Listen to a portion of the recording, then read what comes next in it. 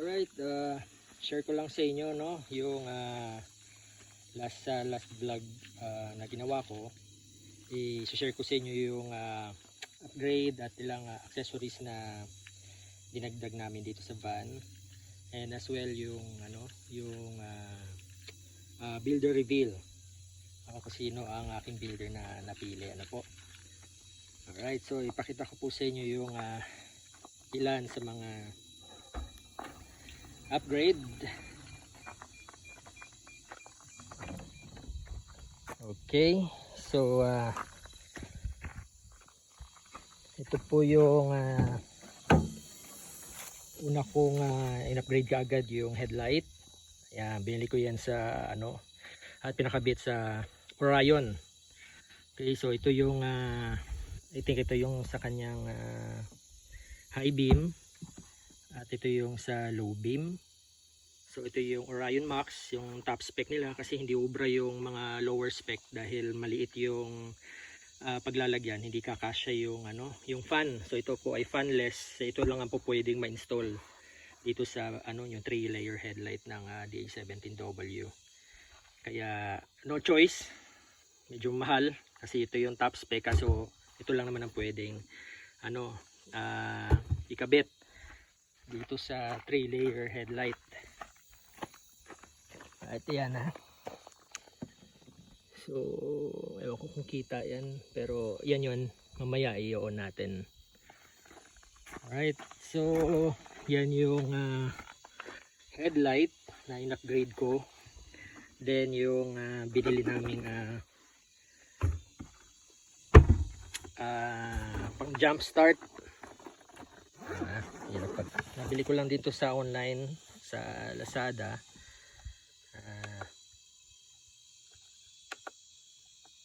Alright, 93% pa siya. Then pang jump start ng battery for emergency, magandang meron talagang ganyan, lalo matic pa ito. And pang hangin din sa gulong.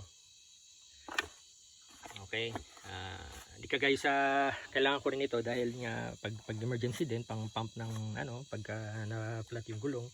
Doon kasi sa aming Navara meron akong pump doon na built-in, para yun kasi sa diff locker, yung air lockers niya. At the same time pwede kong gamitan ng pang pump din ng gulong. So dito wala itong ganon, itong DA17. So yan, kailangan ko ng at least 2-in-1 na siya. May pump at saka jump starter na rin siya. Also mga maliliit na upgrade na ginawa ko, binili ko itong Alcantara na ang tawag dito, steering wheel cover. So kasi madulas yung stock nito, yung steering wheel niya yan. So ito masarap siya sa kamay, tapos makapit. Sarap sa kamay siya pero makapit siya. So pagka ikaw ay nagmamaniobra, napakasarap niyang hawakan, dali siyang i-maneuver. Yun, so ito ay from Toretto. Hindi ko alam yung full pangalan ng page nila, pero yung basta yun yung Toretto. Ayan, doon ko yung binili. Ang ganda siya, so Alcantara leather siya. Then at the same time, ito pa yung pang-lock sa steering wheel. Ayan, so kasi walang compre insurance dito sa mga surplus. Marami na mga tinanungan na ako, mga insurance company, mga agent, wala silang coverage para sa comprehensive insurance para sa mga surplus. So ayan, wala. So extra na lang, safety na lang. Ayan, and then yung daytime running lights na binili ko rin sa online. Ayan, so pinakabit ko yan. Mamaya i-reveal ko rin sino yung installer ko niyan. Mga popular din sa circle ng DA17. Try natin i-on.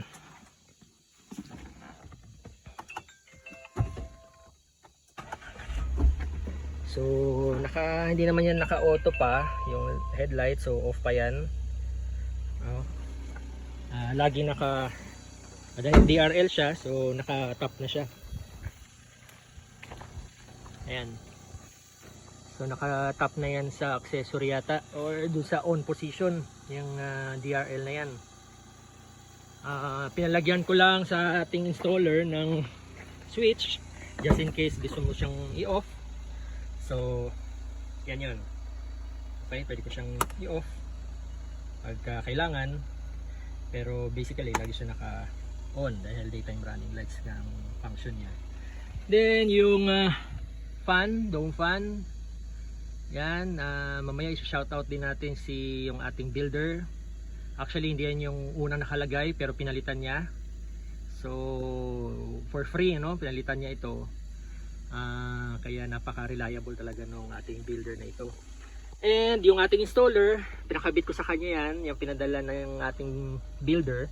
At tinap niya po dito, inayos niya yung wiring, tinap niya dito sa ating rear. Supposedly ito po ay heater sa likod. Yan, sa second row dito sa ilalim. Yan, meron yan dyang blower o na mainit yung nilalabas niya. So heater yun, hindi man natin kailangan. Gumagana yun actually, gumagana yun, pero tinap na lang natin dito kasi naman natin ginagamit ang heater. So yan na lang siya. So yan na yung switch ng ating dome fan or auxiliary fan. Okay, lakas siyang umigop ng lamig dito sa harap. Alright, so yan, and then yung deep dish, syempre yan, madumi na yung ating deep dish matting. So yan lang ilan sa mga dinagdag natin dito. Alright, ano pa ba ako nakalimutan? So I think yun ito stock, naman to, kasama to sa build, itong OBD heads up display natin. Yun. So alright, so ang builder po natin nitong van na ito. So by the way, ito nga pala ay 4-inch lift, no? Isang 2-inch body lift, 2-inch suspension lift.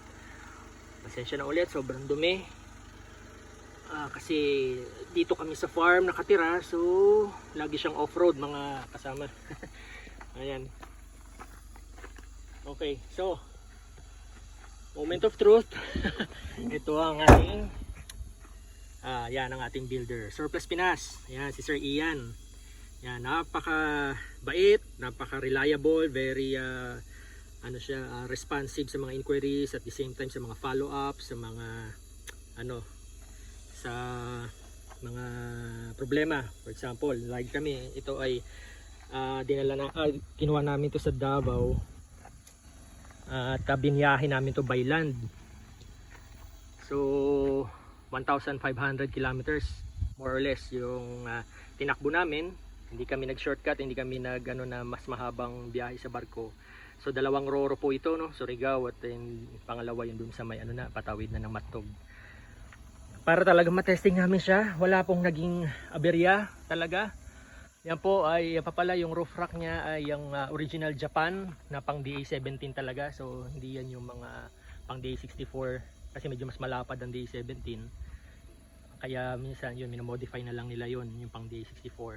So medyo mahirap maghanap, pero nakakita sa yard sa kanilang yard si Sir Ian, kaya nailagay itong original na roof rack, full roof rack for DA17. Ayan. So yeah, shout out sa ating napaka-reliable na builder, Surplus Pinas. At ang kanyang parent company, itong MRDMC. Yan. So matagal tayo nag-research kung ano ang ating pipiliing builder. Dahil syempre kailangan natin makasiguro, sayang ang pera. So isa itong napili ko kasi very responsive siya, and then alam niya yung mga sinasabi niya, and at the same time may papel po sila. So talagang sila po ay DTI accredited na rebuilder. Yan. So kung yun ang hahanapin nyo rin po, ay isa po sa nagustuhan ko rin dito, bukod sa siya ay ma-reliable na builder, ay certified po sila na talaga, accredited sila ng DTI na as rebuilder ng mga surplus, Japan surplus ng mga units. Ano po? Ay, napakadali pong kausap ni Sir Ian. Ayan, maganda, no? Kaya Pwede ka rin mahina suggestion sa kanya, pero mostly lahat tinatanong niya sa akin kung anong gusto ko, ganun. So ako naman, ibabalik ko yung tanong, sir, dito sa dalawang mod design na to, for example, dyan sa mugs na yan, ano pa yung mas maganda? Alright, so yun, tinutulungan niya tayo sa mga ganun. De, pangalawa, yung ating installer ko, itong isa, si Car Style TV. Yan, shoutout kay Car Style TV. Yan, pumunta po ako dyan sa kanila sa bahay, ano, para ipa-install itong ito nga yung pinadala ni Sir Ian na dome fan, and then yung DRL pinakabit ko sa kanya. So yun, maganda, pulido gumawa si Sir Car Style TV. Ayan, kaya dalawa na po sticker nila ngayon dyan. Alright, so yun po, yun nga ang testament sa pagiging reliable ni Sir Ian ng Surplus Pinas. Talagang along the way, lagi siya nagko-communicate, kamustang unit. At the same time, yun nga, ito, kagaya niya, no, pumalya yung isang dome fan na nakakabit, pinalitan niya agad. Ayan. Alright, yan, inano niya kaagad to, sinan niya kaagad sa atin. So, lagi siyang na in touch pagka may mga problema or may mga katanungan pa, follow up sa kanya. So yun ang nagustuhan ko dito sa ating builder na ito. Very responsive siya, hindi siya nangiiwan, no? Pagka tapos ng business ninyo, hands on pa rin siya talaga. Kaya isa yun sa nagustuhan ko talaga dito. So I guess yun lang.